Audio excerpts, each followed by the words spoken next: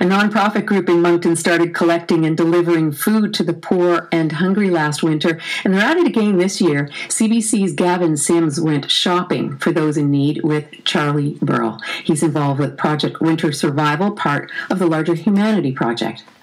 Just out doing a little shopping for those in need, just using coupons to get a little bit more bang for the buck.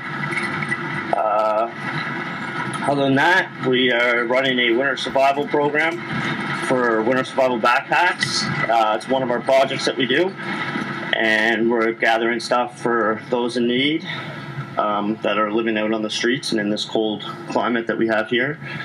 And we're also doing a Secret Santa project for a toy drive for children, working with a couple different organizations on those. So tell me more about the winter survival. The winter survival is, well, as you know, poverty is on the increase here in New Brunswick and in Canada. It's not getting any better. And a lot of people are, losing their homes or living out on the street, and they're sleeping out in tents or, in buildings or wherever they can find a warm spot to stay. So we basically just ask people if, your kids have old book bags that are sitting in the closet because they buy new ones every year. You got old hats and mittens, peanut butter, crackers, stuff to keep you, granola bars, stuff to keep you fed and kind of keep you warm out there while you're sleeping out there. And people turn them in, and what we do is we build backpacks, and we take donations for other stuff too. Like we have women's clothing, kids' clothing, stuff like that. It'll be going to Crossroads for Women, and it'll be going to What Kids Need Moncton. So we try to help out as many different organizations as we can, and then we go out on the street in the middle of the night, and we find those that are out there sleeping, and we give them the survival packs directly, so that it'll keep them a little bit warmer. So how many packs are you looking for? Well, last year we had 32 in 2 weeks, and by the amount of stuff that we have sitting at NBCC right now, I'm guessing we're going to have probably 50 to 100 easily. Yeah, that's what we're hoping for.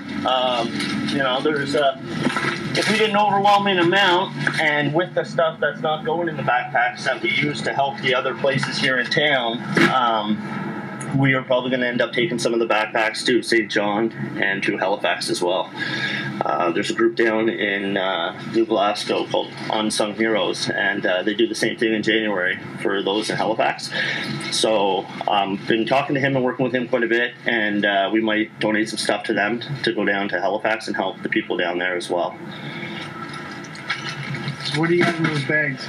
In those bags is 18 boxes of cereal and 2 bags of oranges that we just paid $14 for by using couponing. So, it's just thinking outside the box and, using new ways and trying new ideas to make it go a little bit further and help a lot more people. And with a group of like-minded individuals and the ideas that some of these people are coming forward and having, I personally believe we can make great changes. So none of this stuff is going into these backpacks, is it? Or? We went out a couple weeks ago. We got 130 boxes of cereal. We went through almost all of them, giving them out to families and other places in town. We have certain boxes set aside that we'll be making up like Ziploc bags and stuff like that, just with dry cereal that, you can eat, but yet has a little bit to it, not just sugar. A lot of our stuff that we've collected, like granola bars and stuff like that, we've given them out to the families that we're helping, but we have also set aside some of them for the backpacks. Like we have certain things that we need to put in these backpacks. Paint a picture of what it's like to bring these out in the nighttime. Like how many people are living on the streets right now? Like a sort of sense of what it's like. Well, what it's like to go out and hand out people backpacks on the street, or to go and hand out food to families with 5 children is both the same experience. It's sad and it's eye-opening, how it can happen to any of us. It's not just a matter of, hey, you need to be aware of what's going on. You need to be aware of what's going on, and this could be you, it could be your neighbor, it could be somebody you don't even know, because we showed up at this one house, and it was a very beautiful home, and the person with me said, "You have to be kidding me. These people need help?" And I said, "That's the problem. Their neighbors drive the same cars and have the same house, and they don't know that they're having this hard of a time." But, it's called life. It happens to all of us. And a lot of people walk by the homeless and look at them like, they're garbage, or try to ignore it because it's out of sight, out of mind. But in reality, they're people. What's your sense of the numbers of homeless people in this city? I don't think they have a number on exactly how many, because you have what's called the hidden homeless, which is youth or younger people that are couch surfing from friend's house to friend's house to try to keep a nice place warm to stay. You have those that are sleeping out in the woods or not directly, right in the city, that don't want to be a part of anything. They don't go into the shelters. They don't turn themselves into the soup kitchens. They kind of just rough it on their own. So I don't know if there's an exact figure, but I do know there's a lot.